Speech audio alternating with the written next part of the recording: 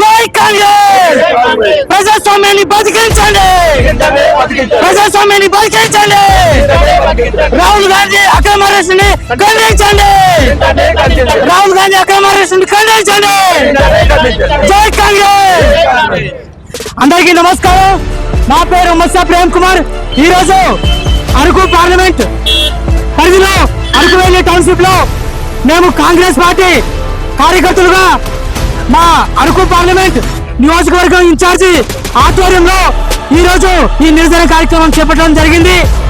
ఈ కార్యక్రమానికి ముఖ్య ఉద్దేశం ఢిల్లీలో 20 రోజులుగా జరుగుతున్నటువంటి ఈ నీట్ పేపర్ లీక్ కి సంబంధించినటువంటి ఈ నిరసన కార్యక్రమంలో భాగంగా కాంగ్రెస్ పార్టీ పూర్తి మద్దతును తెలిపి నిన్నటి రోజున రాహుల్ గాంధీ గారు ఏదైతే నరేంద్ర మోడీ గారి ఇంటి ఎదుట నిరసన కార్యక్రమం చేపట్టారో అది ప్రజాస్వామ్యంలో భారత రాజ్యాంగం కల్పించినటువంటి ఒక గొప్ప అవకాశం।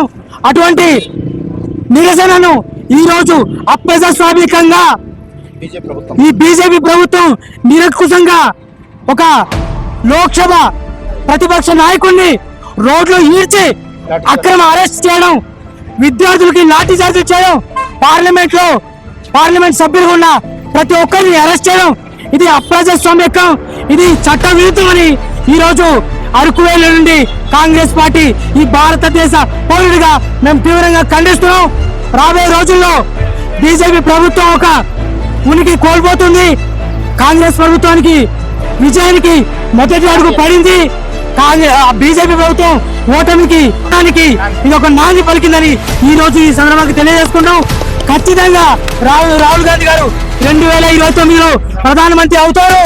ఏదైతే నిరంకుశంగా వ్యవస్థలను సైతం వారి చెప్పుచేతల్లో నడిపిస్తున్నటువంటి నరేంద్ర మోడీ బీజేపీ ప్రభుత్వం ఆర్ఎస్ఎస్ యొక్క అవినీతిని పట్టబెట్టి వారందరికీ తగిన బుద్ధి చెప్తామని ఈ రోజు ఈ సందర్భంగా ఈ బీజేపీ నరేంద్ర మోడీ ప్రభుత్వానికి హెచ్చరిక జారీ చేస్తున్నాం।